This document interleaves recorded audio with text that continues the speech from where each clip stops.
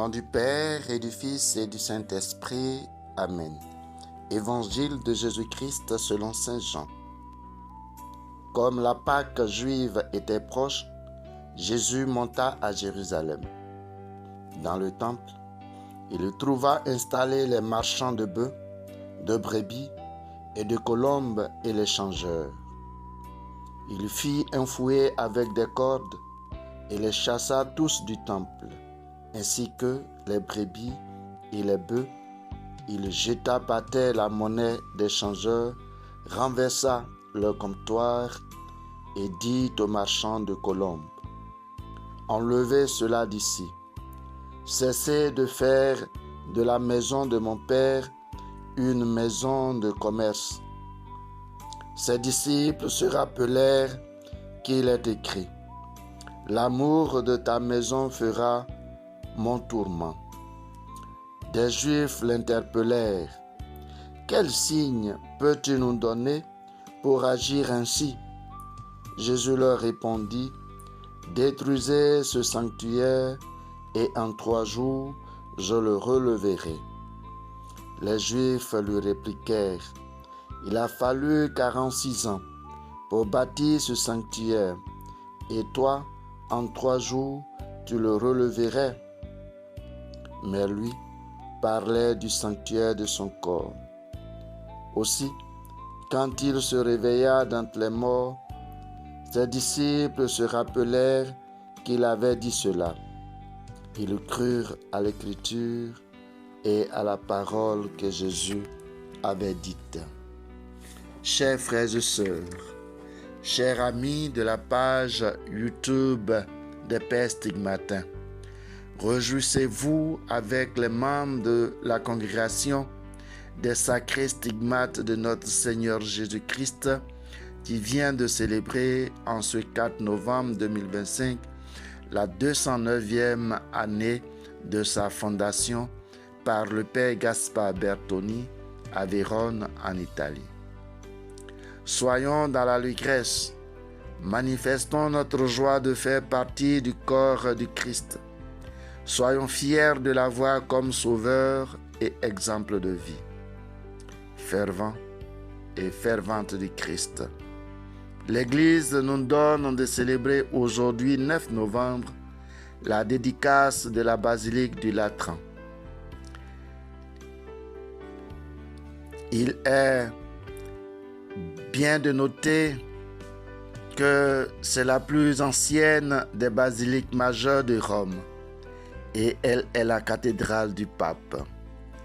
Il va sans dire que c'est le signe visible de l'unité de toute l'Église autour de celui qui est le successeur de Pierre et qui incarne et préside à la communion, à la charité, à l'espérance et ranime et éveille la foi de tous les catholiques du monde entier en leur enseignant la loi du Christ à obéir au Père. Édifiée au début du IVe siècle, elle fut dédiée à Saint Jean-Baptiste sous l'appellation de Saint Jean de Latran. Construite par l'empereur Constantin, c'est le pape Sylvestre Ier qui en fit la dédicace le 9 novembre l'an 324, signifiant désormais que le culte chrétien pourrait être pratiqué au grand jour.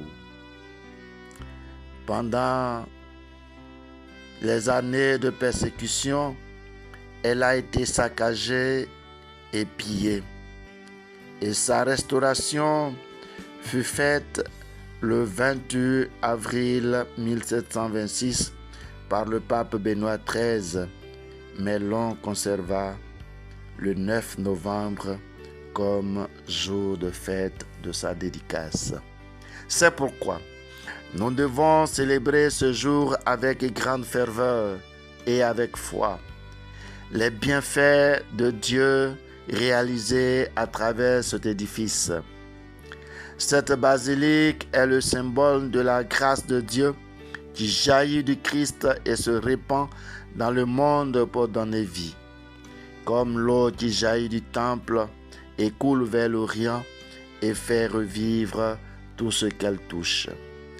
Avec zèle, Jésus purifie le temple de son Père et va plus loin en disant de détruire ce temple pour qu'il le reconstruise en 3 jours.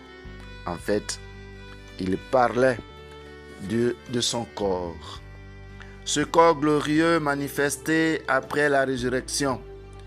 Nous faisons tous partie de ce corps avec notre baptême.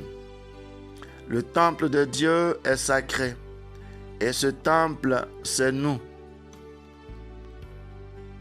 Nous précise Saint Paul. Quelle dignité, mais aussi quelle responsabilité. Il ne faut pas que Satan, les faux prophètes, les envies mercantiles, le gain facile détruisent ce temple intérieur. Chrétien catholique, fais-tu partie du corps glorieux du Christ? Ne sois pas alors un papillon spirituel. Comme ton Église est liée à celle de Rome, ton corps est lié à celui de Jésus. Respecte-le. Que nos célébrations, nos prières, nos gestes de charité contribuent à répandre la paix, la réconciliation, la joie et la miséricorde de Dieu dans un monde assoiffé. Investissons dans la construction des églises locales et modélons nos corps à l'image de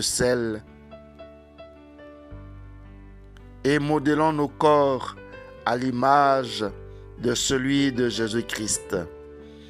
Bonne fête à toutes et à tous. Le Seigneur est là.